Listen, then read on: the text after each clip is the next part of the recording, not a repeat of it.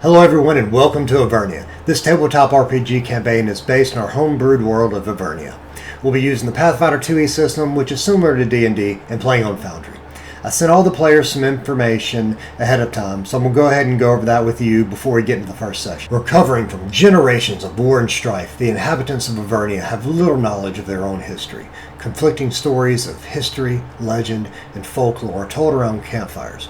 Crumbling ruins are the only reason it's even known that there was once thriving empires. The degeneration of society and loss of knowledge has been so complete it is unknown who or what caused the spiral into chaos.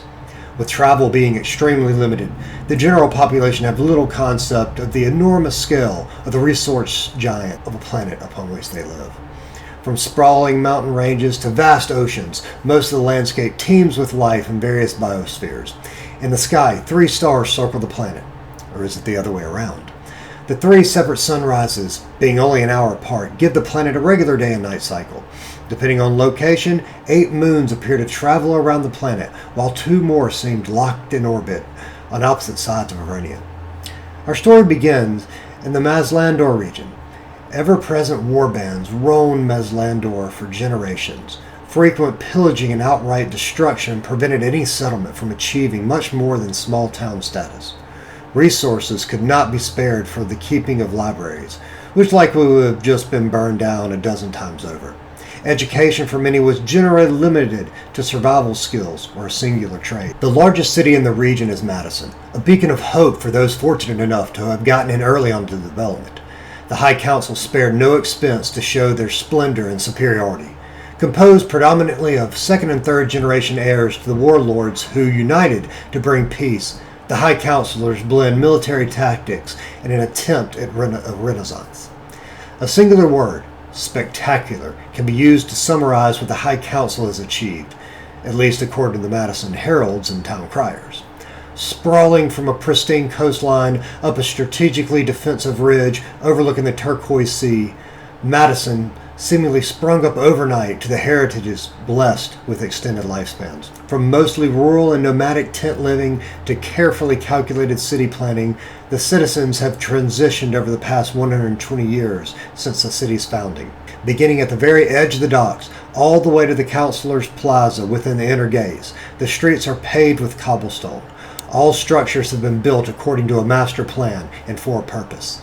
The central streets are lined with shops and venues, while warehouses surround the docks, and townhomes occupy much of the remainder of the space within the walls. The first permanent schoolhouse and university opened their doors 20 years after the founding of Madison. The university immediately put out the word that it would pay well for ancient books, scrolls, and other verifiable sources of lost information or culture. The library at the center of campus is one of the most well-guarded and maintained areas of the city. Many religions might have existed in ages past, but so much has been lost during the centuries of war. Few religions have yet become organized enough to rebuild.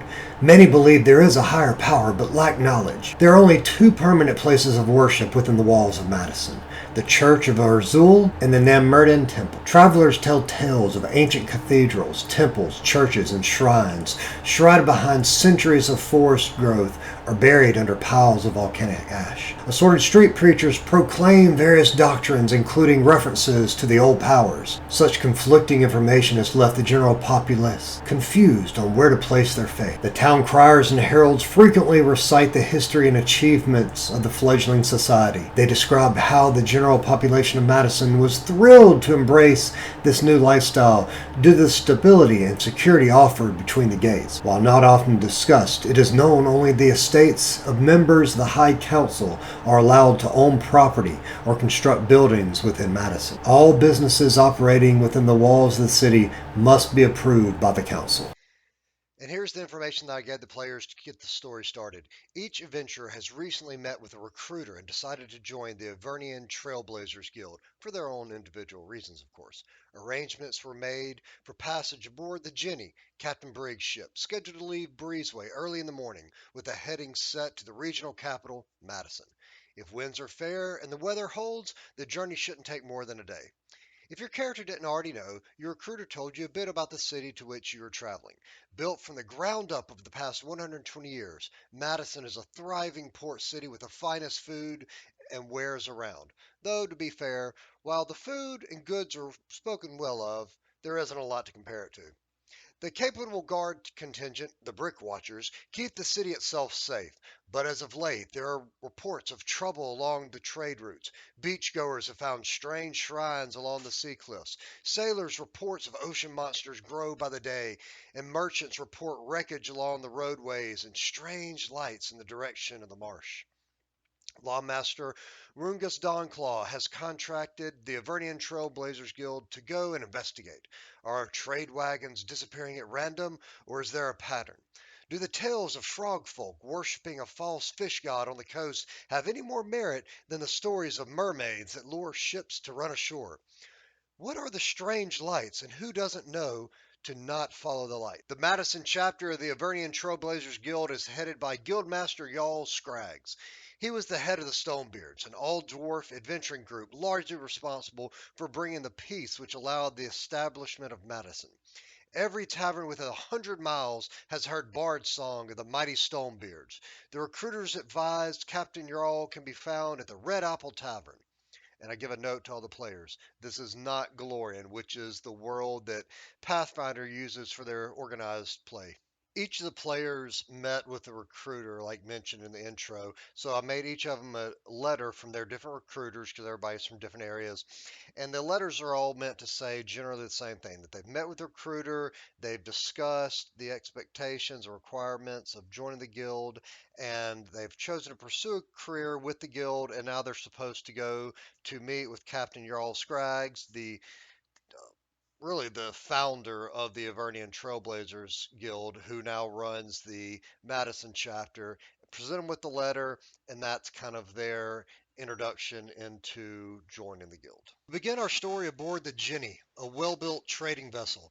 As you boarded, you were advised by a sailor named Melvin to pick any unoccupied hammock below deck if you needed a nap. Lunch is to be announced around midday. Now the suns have begun to rise, the morning fog begins to burn off as what promises to be a pleasant day greets you. A steady breeze fills the sails in your lungs with fresh ocean air. Between dodging deckhands as they scurried about loading the last minute of the cargo and making the ship ready to sail, and having embarked during the morning twilight, you now get your first good look at your fellow passengers. You hear some of the sailors begin to talk.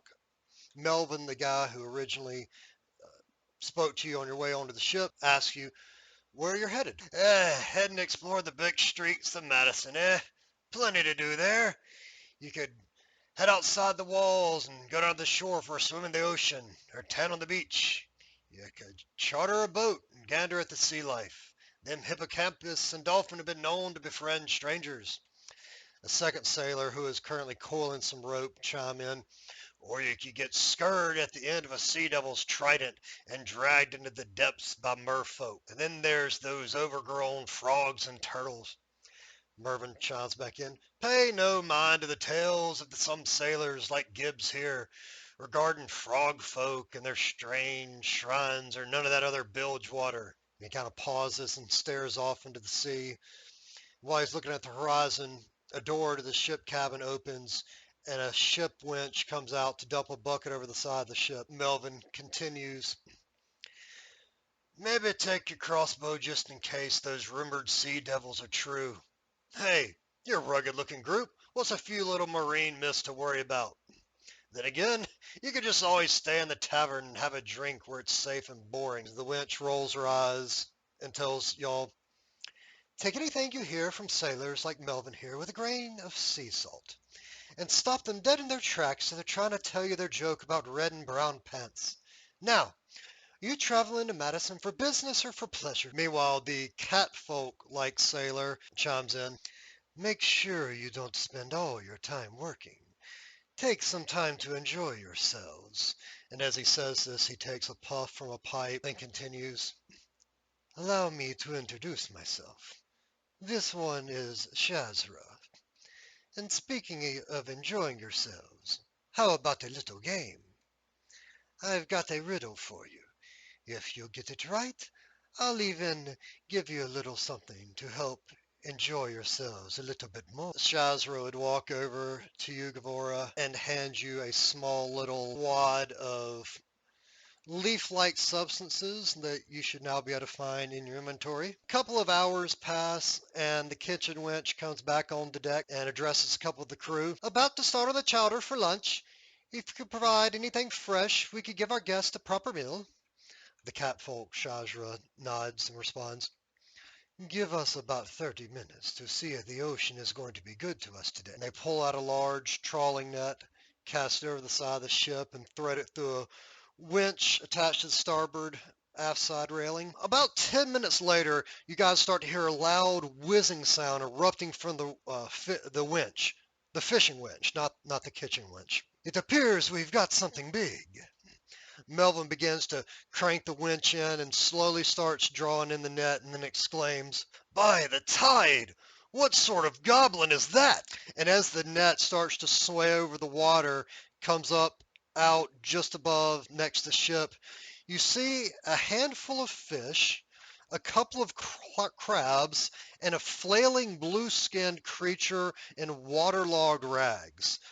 The doors next to the captain quarters open, and a well-dressed older man of regal bearing walks to the side of the ship and looks over to see what all the commotion is about. After a brief pause, "Go ahead and bring it on deck and let's see what we've caught." Shazra and Melvin begin to pull the net over the railing and dump the cluster unceremoniously onto the deck. The thrashing blue-skinned creature spits out a mouthful of seawater onto the deck. And Life Shatter, please tell us what everyone sees.